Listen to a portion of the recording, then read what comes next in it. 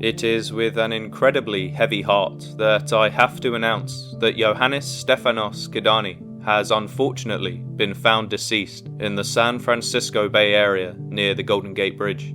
The young man was officially found on August the 29th last week, and it is believed he passed away soon after his disappearance. The autopsy revealed that he had apparently died from blunt force injuries, with drowning as a contributing factor. Therefore, the consensus seems to be that he took his own life. However, before we can undoubtedly classify this cause of death as self-inflicted, I for one am not yet satisfied until we have the irrefutable evidence that proves this.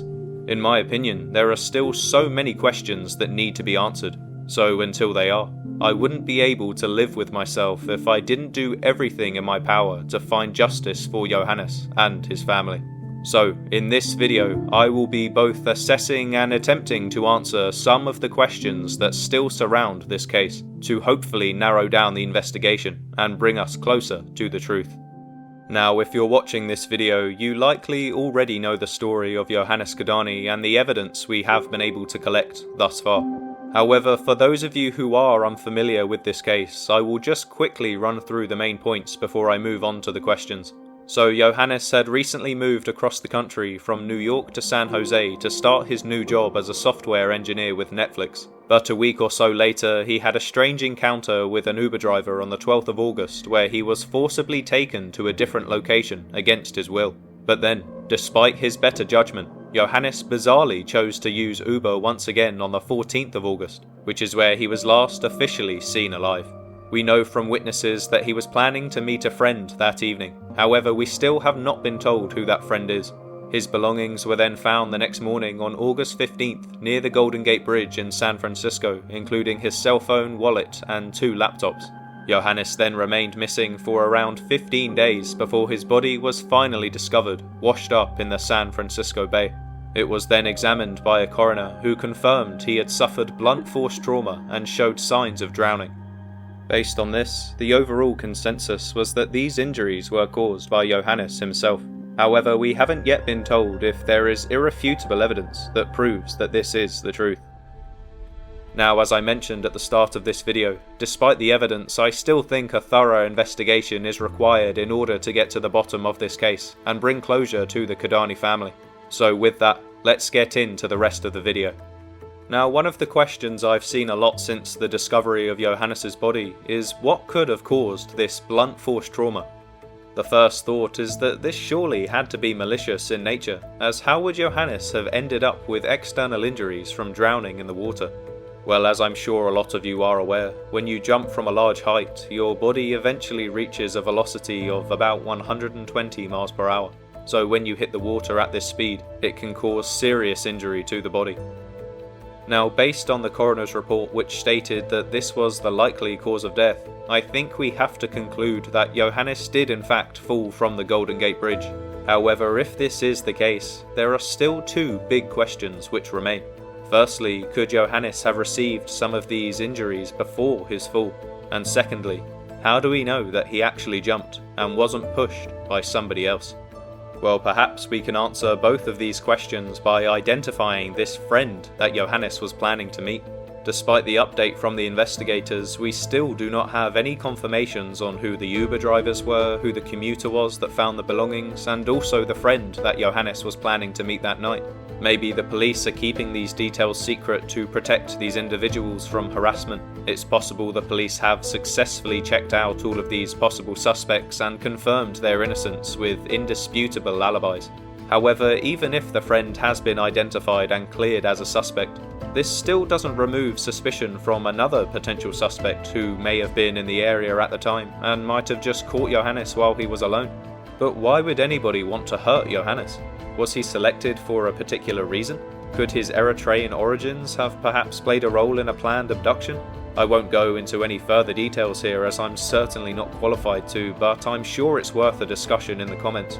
Regardless, you could also argue that this friend Yohanes was planning to meet was just made up to keep his real plans a secret. Maybe he didn't want anybody to try and talk him out of it, so he pretended to be meeting a friend.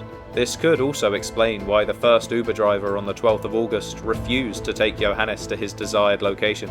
Maybe the driver could tell that Yohanes was in a desperate state and didn't want to drive him to the Golden Gate Bridge out of fear that he may take his own life. As we know, this is a popular destination for troubled individuals who want to ease their pain. So I'm sure this wasn't the first time that an Uber driver has been faced with a mentally unstable passenger and picked up on their true intentions. Now, of course, this is just a theory, but it would certainly explain the strange occurrence on the 12th of August, and would also explain why Yohanes chose to use Uber again against his better judgment. But if this is in fact the case, why would Yohanes want to end his own life? As many of you have pointed out in the comments, Yohanes was a religious, family-oriented, successful person who absolutely nobody suspected of being mentally ill. And yet, if the conclusions drawn by the investigators are true, this would mean Yohanes was keeping his struggles completely secret from everyone around him, and he was in so much pain that he felt like there was no other option than to end his life. This is a truly harrowing thought, and I can't even imagine how his family will be feeling in this moment. But was this a long-term struggle, or something he began dealing with once he moved away from home? Until more evidence is released, we can only speculate, but I'm sure the big move and the new job would have had some kind of impact on his mental stability. But before we sink too deep into this theory, we have to keep in mind that there still is a chance that Yohanes could have been lured to the Golden Gate Bridge and then forced off into the water. But if Yohanes didn't jump at his own accord, what else could have happened? Well, could it have been a begrudged Netflix employee or a local resident that disliked Yohanes for some reason? At this point, I'd say this would be quite far-fetched, but perhaps something more realistic would be that Yohanes was running from someone and felt he had to jump from the bridge to save his life. Or maybe he was intercepted by a local group who wanted to end his life to send a message. This would be the perfect place to stage their death. Now, I'm aware that this is a very controversial take and perhaps I'm going too far here, but until we have irrefutable evidence to prove this was a self-inflicted death, a deeper investigation is certainly needed before we wrap up this case, in my opinion. I also think it's important to mention that this discovery of Yohanes' body, as tragic as it may be, was always the most likely scenario. The debate was more so around who would have done this to Yohanes and why. There were of course a few other optimistic theories that he may be found alive by some miracle, but I think we can all agree this bleak update to the case was almost expected. So to be honest, the suspects that we originally had in question are still very much up for debate, and even with the discovery of his body, there are still so many questions left unanswered. Why was Yohanes' backpack, which mysteriously contained 2 laptops, found in a separate location to his wallet and phone?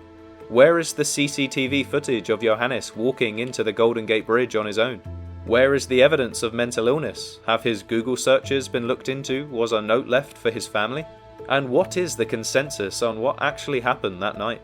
So Yohanes randomly left his phone and wallet on a grassy hill, continued walking through the park, at which point he left his backpack with 2 laptops on a bench, and then continued walking to the bridge, coincidentally evading all security cameras, where he eventually acted out his devastating plan? To me, this just seems like such a strange and unlikely timeline of events. So in my opinion, until we answer these questions, there's every possibility that a person or group of people could have driven onto the Golden Gate Bridge during the middle of the night when it was quiet, and quickly disposed of Yohanes before driving off again. If they did this outside of the view of CCTV cameras and any potential witnesses, this certainly could have happened. But again, until we can prove otherwise, this case surely needs to remain unsolved and open for investigation. Now, just before I end the video, I wanted to take a quick moment to think about the Kidane family and what they must be going through right now. The fact is, no matter how Yohanes died, a young, talented, incredible person has been taken from the world, and it's an issue that requires a solution. If he was the victim of somebody, then we of course need to find the culprit. But if this was a self-inflicted death, then we still need to find a way to prevent this from ever happening again. Last year in the US, there were around 50,000 people who took their own lives, which was an all-time high. But an even scarier figure is that the number of attempts totaled at 1.7 million. This shows that even with all of our technological advances and apparent societal improvements, there is clearly still a fundamental problem beneath the surface which is arguably getting even worse as the years pass. So let's not allow Yohanes' story to end in vain. Something good has to come out of this, whether it's changes in regulations or just treating each other better. There needs to be a solution to whatever caused this problem. But until that day, we first need to know what truly happened to Yohanes Kidane. So please leave your theories and condolences in the comments, and let's work together to try and find closure for the Kidane family once and for all. Thank you for watching, and I'll see you in the next video.